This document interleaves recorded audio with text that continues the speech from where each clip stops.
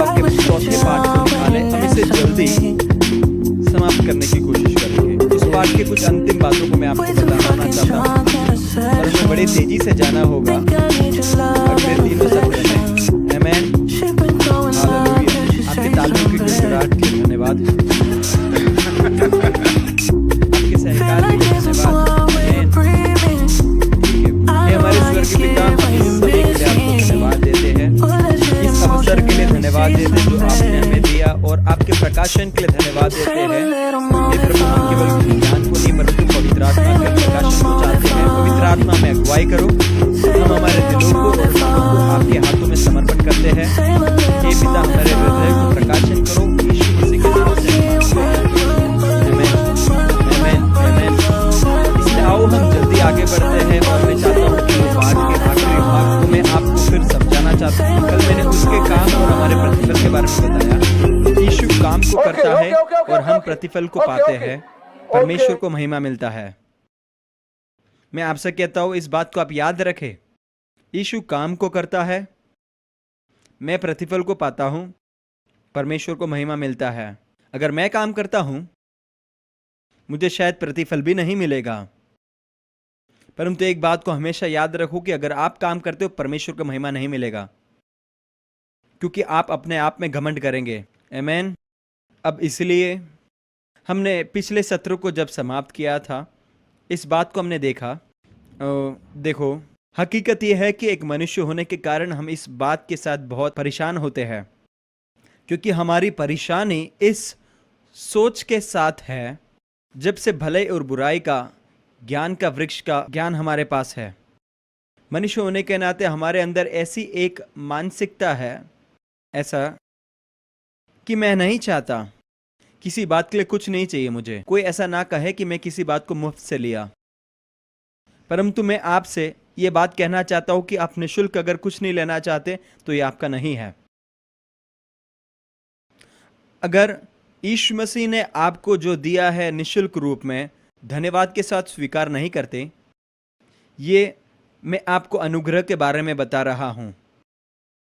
अगर आप उसे किसी धागे के बगैर लेना चाहते हैं, आप उसे नहीं ले सकते। आप जीने के लिए बहुत परेशान हो जाओगे। एक मसीही जीवन जैसे वह जीने के लिए बनाया गया है, आप परेशानी के साथ बेचैन हो जाओगे। क्यों? क्योंकि मैं आपको अनुरोध करता हूं कि आप अपने पाठ को निकालेंगे, वहां पर क्या लिखा गया है, यीशु का विश्वास। क्योंकि इन सारे बातों में यीशु मसीह का प्रेम है, जो सारे बातों को सिद्ध करता है, हर एक बातों को जिसकी आपको जरूरत होगी। यीशु मसीह के पास विश्वास था, और आमतौर से मैं इस बात के साथ शुरू करता हूं। आमतौर से मैं बहुत सारे वचनों को लेकर इस बात को मैं समझाता हूं, परंतु आज मैं ऐसा नहीं करूंगा, क्योंकि मैं चाहता हूं कि हम जितने जल्दी हो सके अगले पाठ में प्रवेश करें। परंतु मैं आपको ये बताता हूं, यीशु इसीलिए आया, हमारे लिए विश्वास को आसान और साधारण किया। यीशु इस जगत में इसलिए नहीं आए कि वे विश्वास को और भी जटिल बनाए।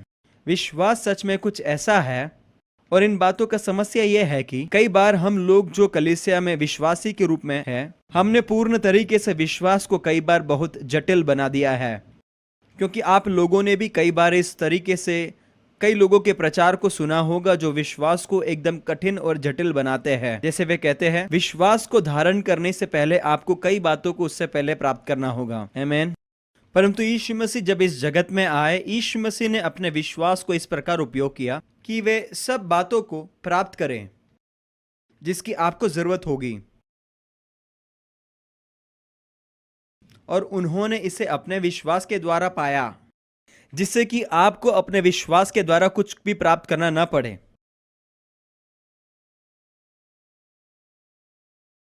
तो आप में से कई लोग कहेंगे, तो फिर हमारा विश्वास का क्या कोई भाग नहीं? हमारा समस्या है कि हम चंगाई को प्राप्त करना चाहते हैं। यीशु ने पहले से उसे प्राप्त कर लिया है। आमीन। मैं आपको और भी कुछ वचनों को बताना चाहता हूं। आप अपने बाइबल की ओर ध्यान दे सकते हैं, और मैं आशा करता हूं कि आप घर पर जाके इसे अध्ययन कर लेंगे। परंतु रोमियो की पत्री 3 अध्याय उसका 22 से लेकर 24वीं आयत में मेरे लिए ये वचन जो है बहुत ही सामर्थ्य रूप में बात करता है। इस विषय के बारे में मैं वापस पीछे जाना नहीं चाहता, परंतु मूलभूत तरीके से धार्मिकता के बारे में बताया गया है। हर एक बात इस विषय वस्तु के साथ जुड़ा हुआ है कि यीशु मसीह के कार्य के द्वारा परमेश्वर का वो धार्मिकता प्रकट हुआ है। यीशु मसीह के विश्वास के द्वारा, दूसरे भाषांतर में ऐसा लिखा है, यीशु मसीह का विश्वास उन सब के लिए और उन सब के लिए जिन्होंने विश्वास किया, क्योंकि कोई भेद नहीं है। आमीन।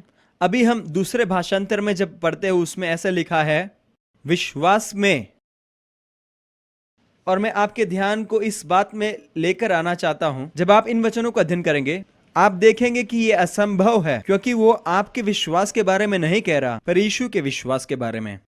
उसका अर्थ है कि यीशु मसीह जब उस कलवरी पर गए, जब यीशु मसीह आए और एक कुंवारी के द्वारा जब उनका जन्म हुआ और जब उन्होंने मनुष्य रूप धारण किया, इस दुनिया में चले, क्रूस पर बलिदान हो गए, पुनरुत्थान को पाया और स्वर्ग में उठा लिए गए।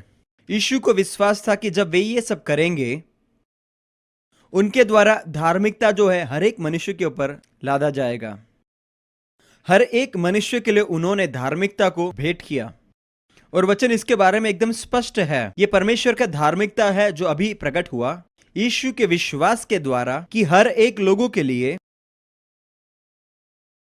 और हर एक लोग जो उन पर विश्वास करेंगे, ये हर एक के लिए है, परंतु हर एक लोग जो विश्वास करते उनके ऊपर है ये, क्योंकि कोई भेदभाव नहीं है। आमीन। इसलिए हर एक के लिए, हर एक मनुष्य के लिए है ये धार्मिकता जो परमेश्वर के द्वारा, क्योंकि यीशु के द्वारा परमेश्वर ने किया, हर एक व्यक्ति को धर्मी ठहराया। ये उन पर है जो विश्वास करते हैं। मैं इसको इस प्रकार रखना चाहता हूं। मैं अगर इस बात को भाषांतर करता तो मैं इसे कुछ इस प्रकार रखूंगा, और यह है कि सबसे बड़ा फायदा उनको मिलता है जो विश्वास को करता है, और जो इस बात को विश्वास नहीं करती, यह हकीकत है उनके बारे में, पर वे विश्वास नहीं करते, इसलिए वो भागी भी नहीं होते, उसका फायदा भी उनको नहीं मिलता। आमीन। इसलिए जब आप वचन को पढ़ते, फिलिपियों की पत्री 3 अध्याय उसका 8 और 9 आयत को पढ़े, तो वहां पर भी इसी बात को लिखा गया है, यीशु मसीह के विश्वास के द्वारा। गलातियों की पत्री 2 अध्याय उसका 14 आयत, इस वचन को हम पढ़ेंगे।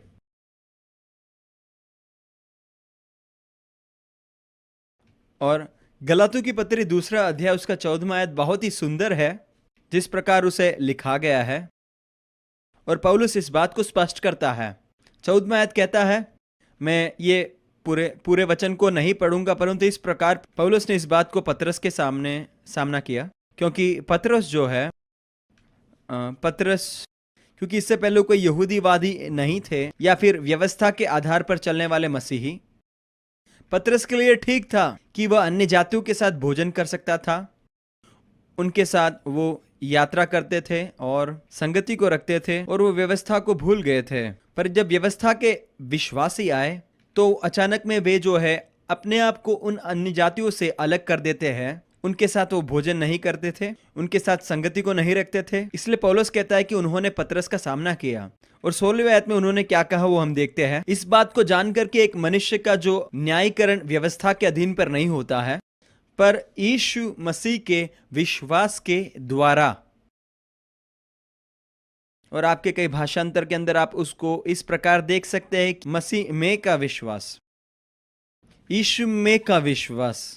परंतु जब आप संदर्भ के अंदर इस वचन को पढ़ेंगे, क्योंकि यूनानी भाषा में से जब भाषांतर करते उसे मैं भी कह सकते हैं, पर जब आप संदर्भ के अनुसार पढ़ेंगे तो आप समझ पाएंगे पौलुस जो है परमेश्वर पर का हमारा विश्वास के बारे में नहीं कह रहा, पर उनके विश्वास के बारे में कह रहा है, क्योंकि इस प्रकार इसे लिखा गया है। ध्यान से सुने, वचन कहता है यीशु मसीह का विश्वास, यहां तक कि हमने भी यीशु मसीह में विश्वास किया है। क्या आपने इस बात को देखा? हमें परमेश्वर ने धर्मी बनाया और हमारा न्याय किया यीशु के विश्वास के द्वारा, जिन्होंने मेरे स्थान पर खड़े होकर मेरे लिए उन्होंने दोष को उठाया।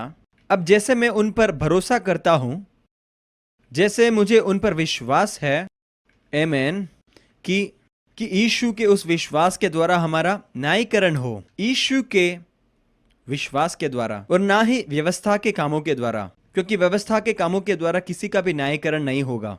और जब आप नीचे 20वें आयत में जाते हैं, पौलुस कहता है कि मैं यीशु के साथ क्रूस पर चढ़ाया गया हूं और अब मैं नहीं परंतु मसीह मुझ में जीवित है। वो जीवन जो इस देह में मैं जो जीता हूं, मैं आपसे पूछना चाहता हूं, जब वो कहता है कि ये जीवन जो मैं इस शरीर में जीता हूं, ये कौन से जीवन के बारे में वो कह रहे हैं?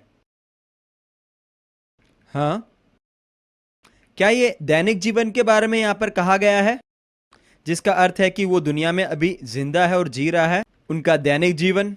और इस बात को वो स्पष्ट कर रहा है कि ये दैनिक जीवन को जो इस दुनिया में मैं जी रहा हूं, मैं यहां पर परमेश्वर के पुत्र के विश्वास के द्वारा जीवन को जी रहा हूं। क्या आप समझ रहे हैं?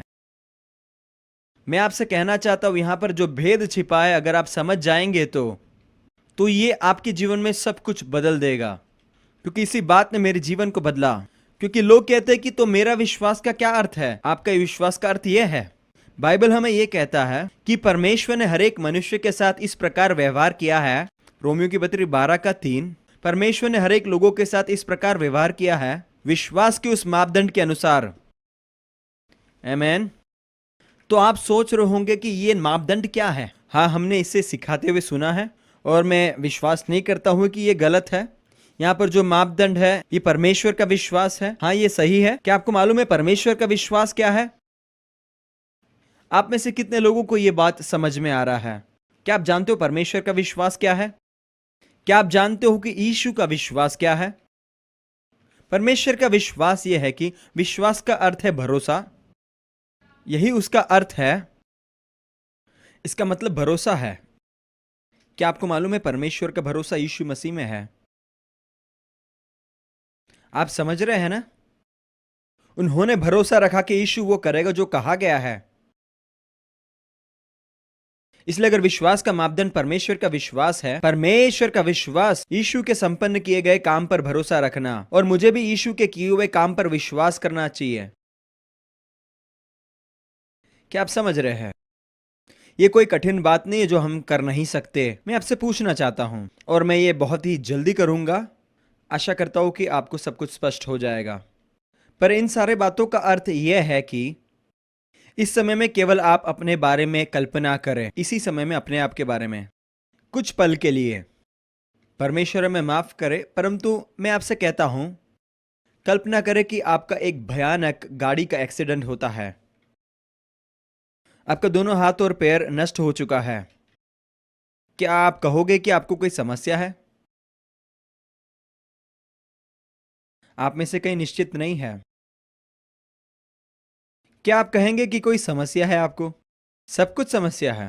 और अभी बात यह है कि क्या परमेश्वर आपको पूर्ण तरीके से चंगाई देगा?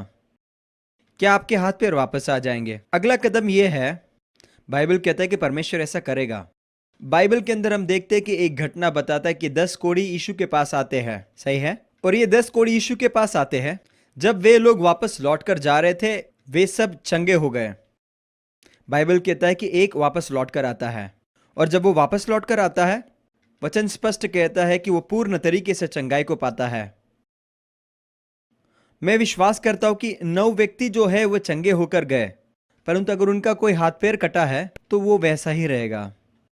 पर जो व्यक्ति वापस लौट कर आया धन्यवाद की भावना के साथ, वो भी वापस लौट कर गया। उसके शरीर में जो कोई भी अंग कट गया था, भले वो हाथ या पैर हो, उसने उसे वापस पाया। मैं विश्वास करता पूरी रीति से कि परमेश्वर कर सकता है और परमेश्वर करेगा। आमीन। अभी देखो, मैं आपको ये बात स्पष्ट करना चाहता हूं, और यहां पर हम हैं और कई लोग अपने विश्वास के स्तर में यहां पर है। वह यह है कि मानो कि मैं इस विषय के साथ बैठा हूं, भले आप किसी भी विषय के साथ बैठे हो, मानो ये अपना विषय है। अगर मैं आपके पास आता हूं और कहता हूं तुम्हारे विश्वास के अनुसार चंगाई को प्राप्त करो, मुझे मालूम है कि आप लोग कई बार इसे गलत समझ जाते हैं। मैं आपसे पूछ रहा क्या आपके पास चंगाई का विश्वास है? और मैं आपसे कहना चाहता हूं, आप में से अधिकतर लोग ये कहेंगे ना, क्योंकि मेरा जवाब ये होगा। पर आपका विश्वास कहां है? मानो कि यीशु आपके सामने प्रकट होता है, एक दर्शन में आपके सामने, और आप इस परिस्थिति में हो, और वो आपको देखकर कहता है कि तुम्हारे विश्वास के अनुसार चंगाई पाओ। क्या आपको लगता है आपके पास विश्वास रहेगा? नहीं, क्योंकि ये आपका विश्वास है। वहां पर प्रभु आपसे कह रहा है कि आपको आपके विश्वास के द्वारा चंगाई को पाना है। मैं आपको दूसरा सवाल पूछना चाहता हूं। अगर यीशु आपके सामने खड़े होकर इस सवाल को आपको पूछे, क्या तुम विश्वास करते हो मैं आपके चंगाई के लिए विश्वास को रखा हूं? क्या आप ये विश्वास कर सकते हैं? क्या आप में से सब लोग इस पर हाँ कहना चाहते हैं? हाँ? क्या आपको मालूम है क्यों? क्या आपको मालूम है आपको ये विश्वास क्यों है? क्योंकि इस माप में आपको ये दिया गया है। इसलिए यहां पर जितने भी बैठे आप उठकर ये कह रहे हो कि हाँ, मैं इस बात पर विश्वास कर सकता हूं। इसी माप में आपको ये दिया गया है। इस बात को ध्यान दे कि परमेश्वर के वचन में क्या लिखा गया है। परमेश्वर ने अपने माप के अनुसार हर एक विश्वासी को विश्वास दिया है। उसने हमारे साथ कैसा व्यवहार किया है? हर एक व्यक्ति के साथ, हर एक व्यक्ति के साथ। और ऐसा कोई भी व्यक्ति नहीं है इस दुनिया में जिसके पास ऐसा विश्वास नहीं है। जब हम सुसमाचार का प्रचार करते हैं, यीशु मसीह ने जो कार्य को पूरा किया है, इस बात का सुसमाचार को हमारे स्थल पर यीशु ने जो कार्य किया है, और प्रभु केवल यह चाहता है कि अभी हम उन पर केवल विश्वास को करें। देखो, आपके पास ये विश्वास है, और मैं आपसे कहना चाहता हूं कि मैंने इस सिद्धांत को मेरे जीवन में लागू किया है। और मैं आपसे ये कहना चाहता हूं, क्या मैंने सब कुछ पा लिया है? नहीं, जरा भी नहीं। पर क्या मैंने वो देखा है जो मैंने पहले नहीं देखा था? हाँ। क्या मैं उस स्तर पर चल रहा हूं, उस विश्वास के स्तर पर यीशु के साथ, जो स्तर पर मैंने पहले नहीं चला था? बिल्कुल हाँ। और ये एक अद्भुत बात है, आपके कोई बल के बगैर, आपके भाग के बगैर।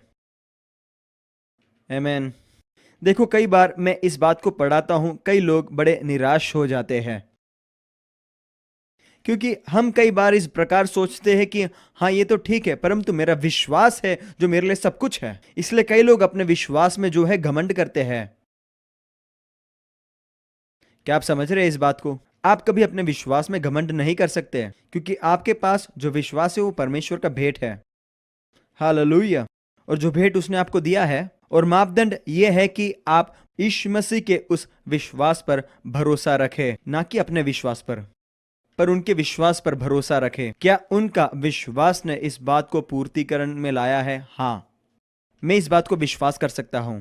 उसके अर्थ यह है कि मेरे कोशिश के द्वारा मुझे परमेश्वर से कुछ पाना नहीं है, ये मेरे लिए पहले से दिया गया है। मेरे साथ जल्दी निकाले पाठ नंबर 4, नहीं, पाठ नंबर 5, 5वां पाठ।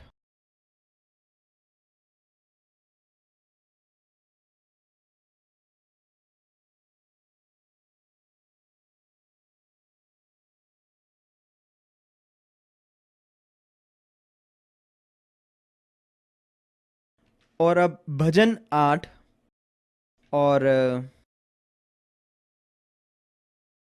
आइए हम अपने पाठ की ओर देखेंगे। मुझे लगता है कि आपके आपके पाठ में भजन 8 है। अम,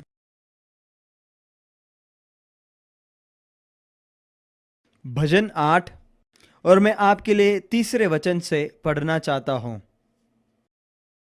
और ये बाइबल के कुछ वचन भाग है जो मेरे लिए इस बात की गहराई को और भी स्पष्ट करता है, परमेश्वर की करुणा और विश्वास योग्यता के बारे में।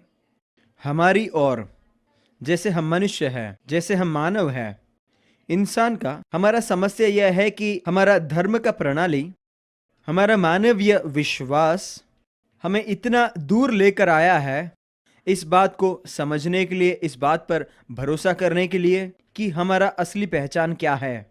देखो, वचन यहां पर क्या कहता है। दाऊद कहता है, जब मैं आकाश की ओर देखता हूं, तुम्हारे हाथों का हस्तकला को, जो चांद और तारों को आपने बनाया, जिसको तुमने निर्धारित किया और स्थापित किया। मनुष्य क्या है कि तुम उसकी सुधि लेते हो, और इस दुनिया के अंदर जन्म हुए मनुष्य का कि आप उनका ख्याल करते हो, क्योंकि तुमने परमेश्वर के थोड़े नीचे स्तर में सर्जन किया है, या फिर स्वर्गीय प्राणी के रूप में, और उनको आपने ऐसा आदर दिया है और मुकुट को पहनाया है।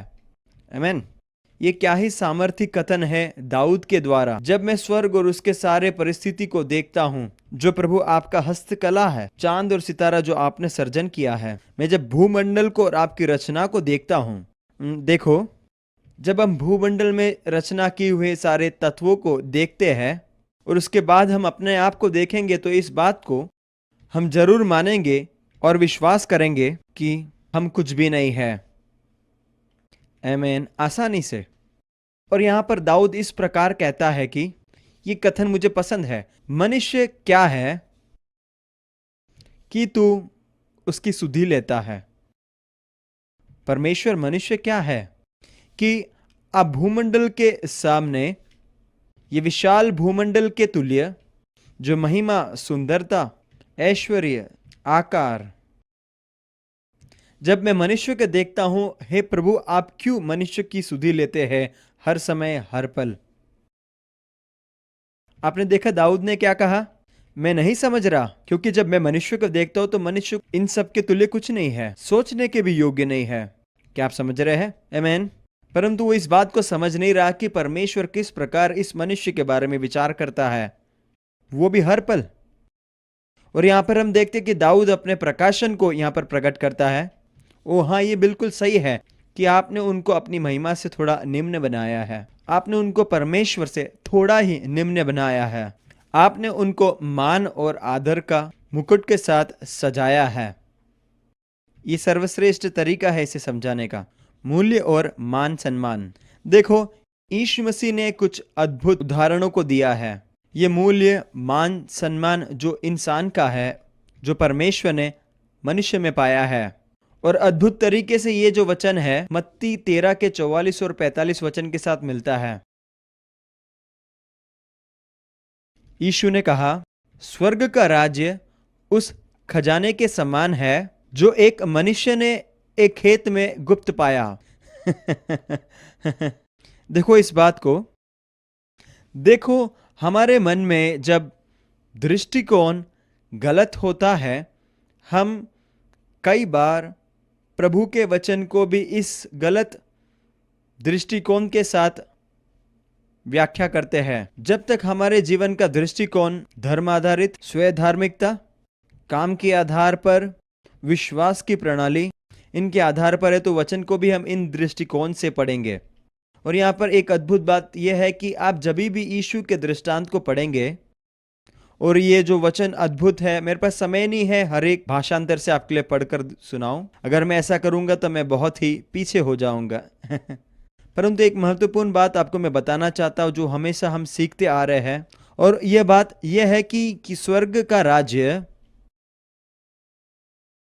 एक बड़े मूल्य के साथ हमें इसे खरीदना है। समझ रहे हैं?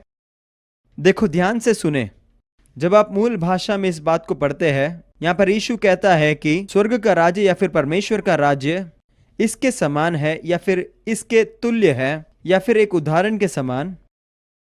यहां पर यह नहीं बताया गया है कि स्वर्ग का राज्य खजाना है, परंतु यह लिखा गया कि परमेश्वर का राज्य का प्रणाली कुछ इस प्रकार है। एक पुरुष, जब भी आप दृष्टांत को पढ़ते हैं और उनकी व्याख्या करते हैं, जब भी वह एक पुरुष के बारे में बताता है, एक चरवाहे के बारे में, एक राजा के बारे में, चाहे कोई भी हो, ये परमेश्वर के बारे में या फिर यीशु के बारे में कहता है। तो यहां पर एक पुरुष एक खजाने को देख लेता है। परमेश्वर ने एक खजाने को देखा है। खजाना क्या है? आप हो। आप वो खजाना हो। और इस प्रकार से स्वर्ग राज्य का सारा कार्य होता है, या फिर स्वर्ग राज्य इस प्रकार से कार्य करता है। परमेश्वर और वो मनुष्य एक गुप्त खजाना को देखता है, उसके उत्साह में वो उसे छुपा देता है, उसके पास जो कुछ था उसे सब वो बेच देता है, जिससे कि वो राशि को पाए, ताकि वो जमीन को वो खरीद पाए, ताकि इसके द्वारा वो खजाना को पाले। ओ हालेलुया। तो यहाँ पर वो क्या कह रहा है? यहाँ पर खजाना क्या है? जो काफी बहुमूल्य है उसके मालिक के नजर में। क्या आप समझ रहे हैं? हमने कल क्या देखा? आप कौन हो? आप परमेश्वर के पोएमा हो, आप परमेश्वर की कला हो, आप परमेश्वर की खजाना हो। और यहां पर क्या कहा गया है? यीशु मसीह हमें कह रहा है कि यह स्वर्ग का राज्य है, इसलिए कहता है पश्चाताप करो, क्योंकि स्वर्ग का राज्य बिल्कुल निकट है। यहाँ पर जो शब्द निकट आना, ये आपकी ओर आ रहा है। स्पष्ट तरीके से कहा जाए तो यीशु मेरी मदद करो। हाँ, उसका अर्थ यह है कि ये आपकी ओर प्रस्ताव के रूप में आ रहा है। परमेश्वर का राज्य या फिर स्वर्ग का राज्य आपकी ओर प्रस्ताव के रूप में आ रहा है। आप उसको पाने की जगह में स्वर्ग का राज्य आपकी ओर प्रस्ताव के रूप में आ रहा है। और देखो, आज कई मसीही लोगों को हम देखते हैं जो स्वर्ग राज्य को प्राप्त करने के लिए बड़ी कोशिश में लगे हैं। मुझे स्वर्ग राज्य को पाना है तो मुझे क्या करना पड़ेगा, मैं क्या कर सकता हूं, मुझे क्या नहीं करना चाहिए, मुझे क्या करना चाहिए ताकि मैं स्वर्ग राज्य को पाऊं। पश्चाताप करो। यीशु कहता है पश्चाताप करो और मन फिराओ। इस भावना से मुड़ो कि आप क्या कर सकते हो और उस जीवन के वृक्ष की ओर अपने जीवन को मोड़ो, क्योंकि उसने वो कर दिया है। क्या आप यहां पर हो? आमीन। अगला जो वचन है वो एक हीरा के व्यापारी के बारे में है। ये हीरा व्यापारी कौन है? परमेश्वर। वो परमेश्वर बहुमूल्य हीरा की खोज में निकला हुआ है और उसके बाद एक हीरा को पा लेता है। यीशु क्या कहता है? यीशु यहां पर कहता है कि परमेश्वर उस बेशकीमती हीरे की खोज में निकलता है और उसे वो पाता है,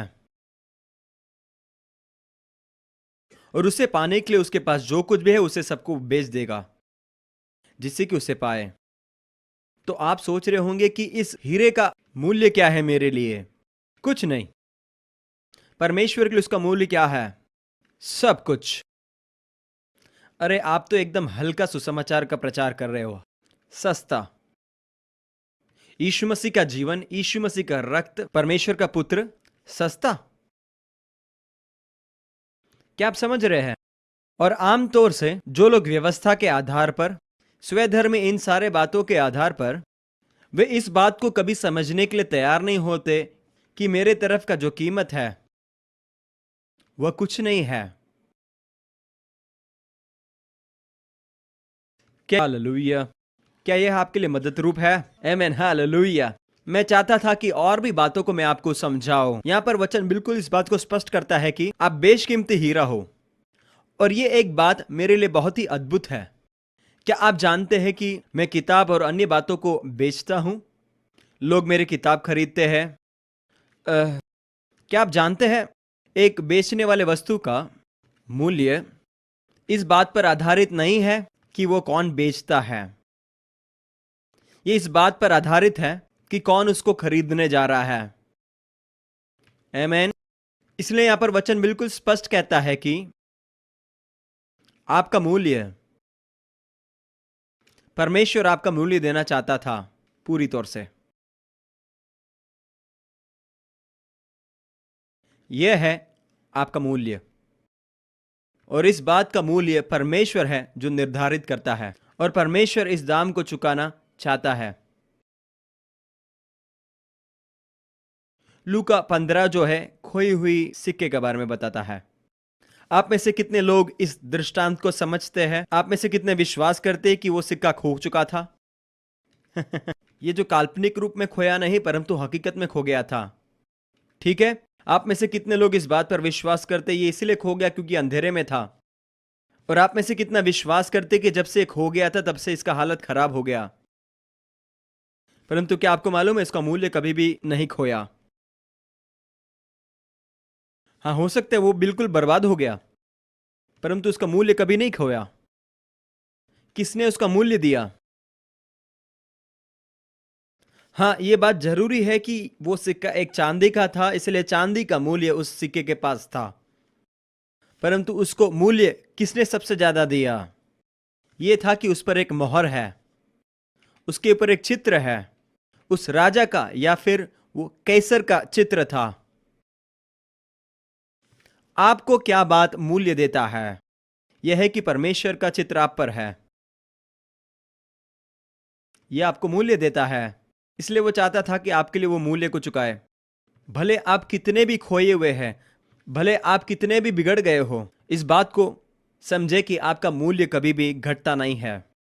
आमीन। क्या ये आपको मदद कर रहा है? आमीन। आइए संक्षिप्त में इस बात को और भी हम मनन करेंगे, और मैं इस बात को देखता और विश्वास करता हूँ कि पतरस ने कहा, कल जो बात को हमने अध्ययन किया था उसी बात को हम आगे देखेंगे आज। दूसरा पतरस की पत्री पहला अध्याय, आप मेरे साथ निकाले दूसरा पतरस की पत्री पहला अध्याय।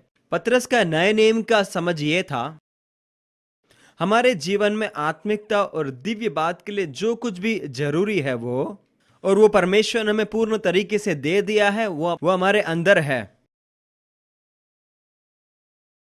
मैं आपसे कहना चाहता हूं ये बहुत ही सामर्थी है, इसलिए मुझे अंद्रयास की पुस्तक बहुत पसंद है और ये किताब आपके पास है, क्योंकि ये किताब जो है पतरस ने जो बात को कहा था बिल्कुल विवरण के साथ समझाता है। दूसरा पतरस की पत्री पहला अध्याय उसका पहले आयत से लेकर चौथे आयत तक, पर हम तीसरे आयत को पढ़ेंगे, क्योंकि वो परमेश्वर जो है बिल्कुल दिव्य है और उसका दिव्य सामर्थ जो है वो हम पर डाला गया है और इसने हमें सब कुछ दिया है। मेरे साथ कहे, सब कुछ। आप में से कितने समझते कि सब कुछ का अर्थ सब कुछ है, उसमें से कुछ भी छूटा नहीं है। हर एक बात जीवन के लिए और आत्मिक बात के लिए जरूरी और योग्य जो है,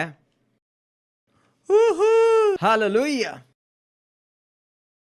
परमेश्वर के सामर्थ के परिमाण में, परमेश्वर की उस दिव्य सामर्थ के द्वारा परमेश्वर ने हमें इस बात को पहले से दिया है। जीवन के प्रति जो जरूरी है उन सारी बातों को परमेश्वर ने हमें दिया है। यहां पर सब का अर्थ यह है कि हर एक प्रकार का, हर एक तरीके का, हर एक प्रकार और हर एक तरीके का वस्तु जो जरूरी है। इसका अर्थ क्या है? उसने हमारे लिए हर एक बातों को दे दिया है। आत्मिक बात, भावनात्मक बात, दैहिक बात, पारिवारिक बात, हर एक प्रकार का जीवन जो आप अनुभव करने वाले हैं। और वचन कहता है कि उसने सब कुछ आपके लिए प्रबंध कर दिया है, दे दिया गया है। और दिव्य भक्ति, यहां पर जो दिव्य भक्ति जो शब्द है, इसके मूल अर्थ को जब आप समझेंगे, यह बताता है कि भक्ति जो परमेश्वर के समान है। आमीन। परमेश्वर के समान बनना उसने हमें पहले से दे दिया है। इस बात को, हर एक बात जो हमारे लिए जरूरी है जीवन के लिए, उन्होंने पहले से उसे हमारे अंदर दे दिया है। एक विश्वासी के रूप में, एक परमेश्वर के भक्त के रूप में, आपके अंदर परमेश्वर ने वो हर एक बातों को डाल दिया है जो आपके जीवन के लिए जरूरी है, जीवन के लिए और परमेश्वर के समान जीवन के लिए। ये आपके अंदर रहता है, ये आत्मा के तरफ से आता है। हालेलुया। ये ऐसा है जिस पर आप निर्भर हो सकते हैं, उस वृक्ष पर निर्भर करने से बेहतर। क्या आप समझ रहे हैं? ये जो नया जीवन परमेश्वर ने दिया, आप उस पर निर्भर हो सकते हैं। आमीन। हालेलुया। इसलिए जब इस बात को हम समझते हैं तो इफिसियों की पत्री पहला अध्याय उसका चौथा आयत यह कहता है कि यह परमेश्वर की पूर्ण योजना को स्पष्ट करता है। यह बात क्यों सही है? और इफिसियों की पत्री पहला अध्याय उसका चौथा और पांचवें आयत के अनुसार, मैं आपसे माफी मांगता हूं, मैं बहुत रफ्तार के साथ आगे बढ़ रहा हूं क्योंकि ये पाठ मुझे जल्दी पूरा करना है, और इसलिए मुझे ऐसा लगता है कि इसके बाद मुझे यहाँ के जो शिक्षक है वो मिलके मारेंगे। और यहाँ पर पौलुस इस बात को स्पष्ट करता है कि इस दुनिया की नींव डालने से पहले परमेश्वर ने उसके अंदर हमें चुन लिया है, जिससे कि परमेश्वर के प्रेम के अंदर हम निर्दोष ठहरे, पूर्ण निर्धारित। और यीशु मसीह के अंदर परमेश्वर ने हमें लेपालक की आत्मा दी है। परमेश्वर ने अपनी स्व इच्छा के अनुसार यह हमारे लिए किया।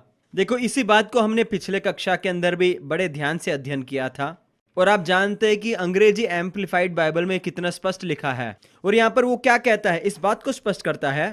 पौलुस ये कहता है, परमेश्वर ने आपके बारे में जब सबसे पहला विचार को किया, आपके बारे में सबसे पहला विचार परमेश्वर का, किसी भी बात के सर्जन से पहले परमेश्वर ने जो सोचा, वो पहला विचार जो परमेश्वर ने आपके प्रति किया वो यह है कि मनुष्य जाति जो है उसका बेटा बेटी कहलाएंगे। उसका अर्थ यह है, आप अनाथ नहीं हो और एक बड़ी मिरास के साथ बालक हो। आमीन। यूहन्ना रचित सुसमाचार पहला अध्याय उसका 12 से लेकर 13 आयत में लिखा है। यहाँ पर यूहन्ना कुछ इस प्रकार कहता है, पर जितनों ने उसे ग्रहण किया, क्या कोई ऐसा है जो यीशु मसीह को ग्रहण किया है? ठीक है, तो यह आपके बारे में कह रहा है। परंतु जितनों ने उसे ग्रहण किया, उसने उन्हें परमेश्वर के संतान होने का अधिकार दिया। यहाँ पर जो भाषांतर है वो थोड़ा सही नहीं है, वरना ये कुछ भविष्य काल को दर्शाता है। जब आप अन्य सही भाषांतर को अध्ययन करते हैं, पढ़ते हैं, तो ऐसा कहा गया है, उसने आपको अधिकार दिया है, दे दिया है परमेश्वर के बालक बनने का अधिकार, और ये उनके लिए है जो उसके ऊपर भरोसा करते हैं, जो उसके नाम पर पूर्ण तरीके से विश्वास करते हैं। और आगे बताया गया है कि आपका जन्म किसके कारण हुआ है, आपका जन्म का मूल कारण कौन है।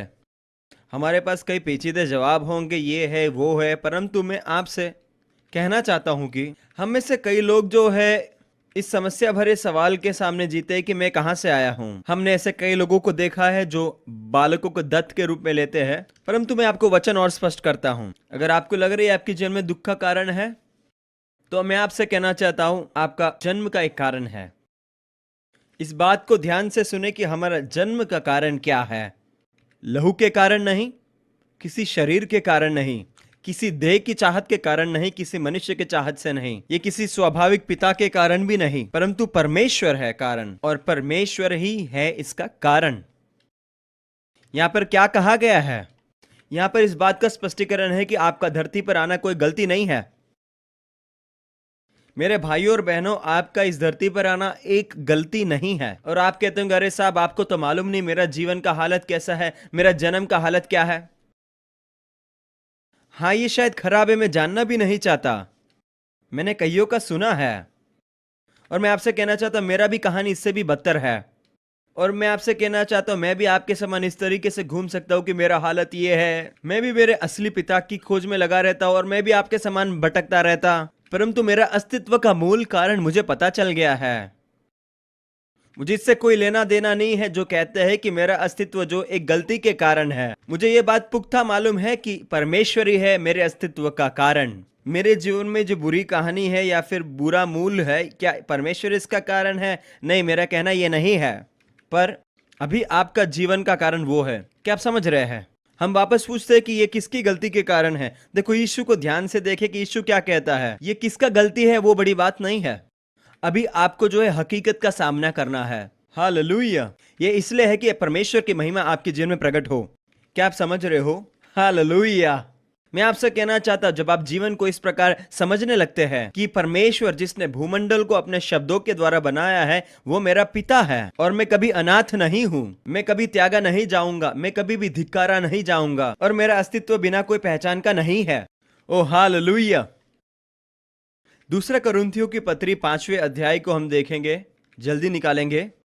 दूसरा कुरिन्थी 5वां अध्याय। और मैं फिर कहना चाहता हूं कि मुझे आप माफ करना, मैं बहुत रफ्तार के साथ आगे बढ़ रहा हूं, पर मैं जानता हूं कि आप लोग बड़े तेज हैं, समझदार हैं, और चीज़ों को बहुत अच्छी तरह समझ सकते हैं। हालेलुया, आमेन। आमेन। दूसरे कुरिन्थियों की पत्री 5वां अध्याय उसका 14वां आयत, पौलुस क्या कहते हैं इस बात को सुने। क्योंकि मसीह का प्रेम हमें विवश कर देता है, इसलिए कि हम ये समझते हैं कि जब एक सबके लिए मरा तो सब मर गए।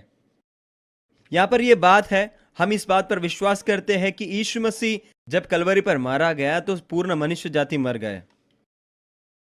क्या आप समझते हैं? हर एक विश्वासी नहीं, परंतु पूर्ण मनुष्य जाति, क्योंकि वो केवल हमारे लिए एक उदाहरण नहीं था, परंतु हमारा वैकल्पिक छुटकारा देने वाला था। आमेन। अभी यहां पर देखें तो हर एक का मृत्यु अगर यीशु के साथ उस कलवरी पर हुआ, तो जब उनका पुनरुत्थान हुआ, क्या उन्होंने किसको छोड़ दिया? आमेन। इस बात को ध्यान से सुने। वो कहता है कि जब एक सब के लिए मर गया, जिससे कि वे लोग जो अभी जीवित है उनको अपने आप के लिए नहीं जीना है, परंतु उसके लिए जीना है जो उनके लिए मर गया और वापस जी उठा। अब ठीक है, आगे क्या आप में से कोई मुझे लाइसेंस देगा ताकि मैं आपको इसकी व्याख्या स्पष्ट दूं इसके मूल भाषा से? इसका अर्थ यह है, यह हकीकत है कि एक मर गया तो सब मर गए, और यह भी हकीकत है कि हम भी मसीह में मर चुके हैं। इसलिए यहां पर लिखा है कि आपको अपने आप में नहीं जीना, आपको उसके लिए जीना है, क्योंकि आपके जगह में वो मरा जिससे कि उसके समान आप जिए। आमीन। इसलिए उसके जीवन के बारे में जो हकीकत है वो आपका जीवन का हकीकत में बदल जाना चाहिए। क्या आप समझ रहे हैं? ठीक है, हम आगे बढ़ेंगे। 16वें आयत में यह लिखा है कि सो अब से हम किसी को शरीर के अनुसार न समझेंगे। यहां पर पौलुस स्पष्ट करता है कि क्या आप नहीं समझ रहे? अगर यीशु ने जो किया वो बिल्कुल सत्य है, तो एक बार जब यीशु मसीह ने ये हम हर एक के लिए कर दिया है, हर एक मनुष्य जाति के लिए कर दिया है। देखो, हम किसी भी मनुष्य को नहीं जानते। आप मुझे मेरे शरीर से नहीं जानते। मैं और आप इस शरीर के केवल भार के आकार को देख सकते हैं, परंतु वो कहता है कि मैं आपके बारे में ऐसा कुछ नहीं जानता जो आपके शरीर और आपके भारी रूप से गहराई की बात है। आमीन। आपके बारे में कुछ ऐसा एक हकीकत अभी है जो शायद आप भी नहीं जानते होंगे, परंतु फिर भी ये आपके लिए एक हकीकत है, क्योंकि ऐसा ही लिखा है। इसका अर्थ यह है कि जब भी हम किसी मनुष्य को इस दुनिया में देखते, चाहे बाहर से वो बहुत खराब है। देखो, मैं कई बार ऐसे लोगों के साथ घूमता हूं जो बाहर से एकदम गुंडे जैसे लगते हैं, और उनके साथ मैं बात करता हूं, व्यवहार करता हूं, जो मवाली दिखते हैं। परंतु ये अद्भुत है, जब भी मैं अंदर जाके उनको देखने लगता हूं, मैं उनको उस संपूर्ण रूप में देखता हूं जिसमें यीशु उनको देखना चाहता है, और मुझ में एक ऐसा आशा है कि मैं उनको स्पर्श कर लूं जो उनको पूर्ण तरीके से एक पिल्ले के समान बना देता है। क्या आपको मालूम है क्यों? क्या आपको मालूम है ये क्यों होता है? क्योंकि उन लोगों का जो बाहर की ये हालत ऐसा है क्योंकि वे नहीं जानते कि अंदर से वे कौन है।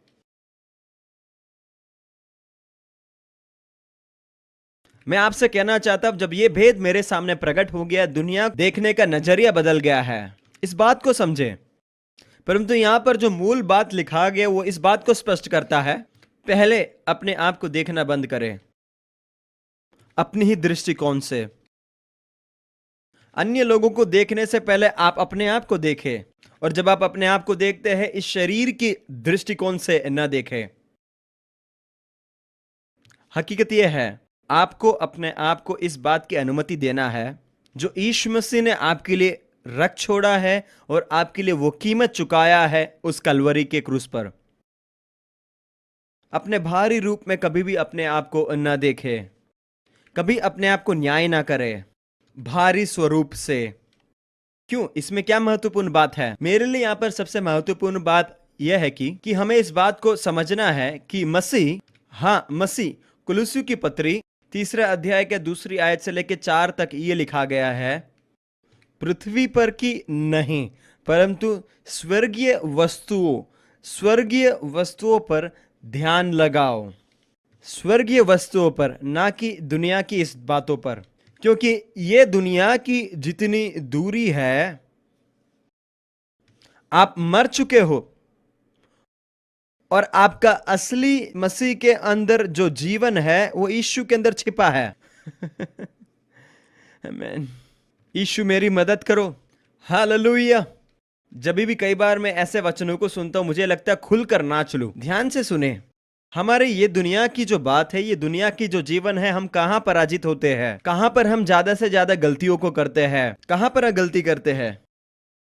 कई लोग कहते हैं कि सुसमाचार के अनुसार तुम तो बिल्कुल मरे हुए हो, और आपका हकीकत का जीवन मसीह में परमेश्वर के द्वारा सुरक्षित किया गया है, वो छिपा है। उसका अर्थ है, इस दुनिया की कोई भी बात जो है उसको मलिन नहीं कर सकता, जो परमेश्वर के अंदर, मसीह के अंदर सुरक्षित है।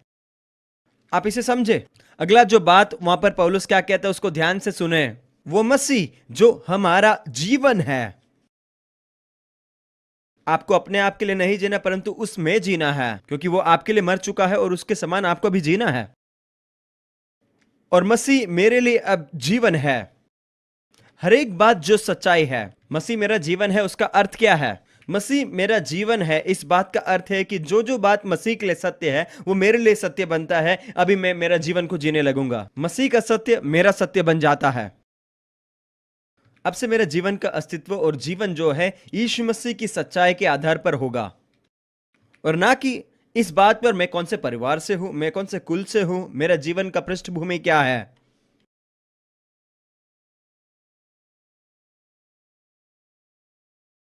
फिलिपियों के पत्र में पौलुस और भी इस बात को स्पष्ट करता है कि आपके और परमेश्वर के बीच में जो संचार है और भी सामर्थी बन सकता है। आपका जो विश्वास का जो संचार है और भी सामर्थी हो सकता है इस बात को समझने से कि आपके अंदर मसीह ने जो भले कामों को रख छोड़ा है। हालेलुया। इसका अर्थ क्या है कि हर एक हकीकत जो है, आत्मा का भेंट बुलावा परमेश्वर का, वो हम में मसीह के द्वारा पहले से है। अगर इस बात को हम स्वीकार नहीं करते हैं और हमारे जीवन को जीते हैं, मैं आपसे कहना चाहता हूं परमेश्वर ने आपके लिए जो आशीष रखा है उसको आप ठोकर दे रहे हो। इसको विश्वास करके स्वीकार करें। इसके बाद कई लोग कहते हैं कि अरे ये तो पागलपंती है, क्योंकि मेरे जीवन का हकीकत का जो सबूत है ये बताता है कि ये बिल्कुल सही नहीं है। नहीं, परंतु आपके जीवन का सच्चाई का जो सबूत है ऐसा है क्योंकि आप अपने आप में जो हो इस बात को स्वीकार करने के लिए तैयार नहीं होते। जब आप इस बात को स्वीकार करने लगेंगे, अपने आप में बोलने लगे, अपने दिल में विश्वास करने लगे, मैं आपको एक गारंटी देना चाहता हूं कि आपका जीवन जो है बेहतर स्तर के लिए बदलता जाएगा। हालेलुया। आपका जीवन बदलने लगेगा, भलाई के लिए नहीं और भी नैतिक बनने के लिए नहीं, परंतु और भी भक्तिहीन जीवन के लिए, परमेश्वर के समान जीवन, मसीह के समान जीवन। क्या आप समझ रहे हैं? इसके लिए आपका कोई प्रयास की जरूरत नहीं होगी। मैं कहता हूं आप इसे देखेंगे भी नहीं। एक मसीही जीवन के अंदर सच्चा बदलाव यह है कि वो मसीह जो है उसको अपने आप में नहीं देखता।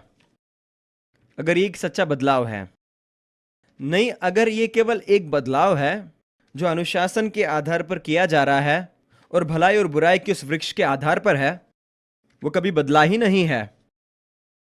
क्योंकि पहले जो बाहर से आप बदलने के लिए जो प्रयास को डालते थे, वही प्रयास आपको डालते रहना पड़ेगा ताकि ये बदलाव जो है आगे और बढ़ता जाए। और आप इस बात के वाकिफ हो जाएंगे आप कितने बदल गए हैं। उल्टा आप और भी परेशान हो जाएंगे तब जब लोग कहेंगे कि आप तो बदले ही नहीं हैं। और कई बार आप लोगों को जाकर कहेंगे, देखो क्या आपने देखा मैं बदल गया हूं? क्या आपने देखा मैं ऐसा कोई प्रयास नहीं करता हूं? हाँ, यीशु मसीह तुम्हारे लिए बड़ा काम कर रहा है। अरे नहीं, तुम अपने आप के लिए कर रहे, यीशु आपके लिए नहीं कर रहा। देखो, एक सच्चा विश्वासी जो है, जो यीशु मसीह के पूर्ण किए हुए कामों पर विश्वास करता है, उसके मन में जितनी भी बात है संपूर्ण यह है कि परमेश्वर का प्रेम जो उसके लिए है, और इसीलिए वो मसीह के काम पर भरोसा करता है। और वो कौन है मसीह में, इस बात पर वो विश्वास करता है, वो शायद देखेगा भी नहीं कि वो बदल गया है। अन्य लोग आकर कहेंगे देखो आप बदल गए हो, वो कहेगा क्या सच में? हाँ, मुझे लग रहा है ये सत्य है। मैं आपसे कहना चाहता हूं ये मेरा साक्षी है। मेरी बड़ी बेटी जो तकरीबन 12 साल की थी, मेरे धर्म के निष्ठा रूपी जीवन के द्वारा वो 12 साल जिए, ये तो बहुत बड़ा है। कई समय के बाद जो है ये मेरी बेटी मेरे पास आई, परमेश्वर के अनुग्रह को समझने के बाद, जब मैंने अपने जीवन में परमेश्वर की महिमा का प्रकाशन के लिए जगह दिया, वो मेरी गोद में आकर बैठी। उन्होंने उसे धकेला और कहा कि पापा आप जानते हो आप कितने बदल चुके हैं। मैं आपसे कहना चाहता हूं जब एक 12 साल की लड़की, बेटी, इस बात को देखते हैं कि आप बदल गए हो, तो आप बदले हो। जब मेरी बेटी ने यह कहा तो मेरे मन में यह विचार आया, मैं बदल गया? मुझे नहीं लगता मैं बदल गया। और जब उसने ऐसा कहा तो मैं सोचने लगा। मैं आपसे कहता हूं मेरा जो कुछ भी था सब बदलने लगा, सब कुछ। ये असली बदलाव है।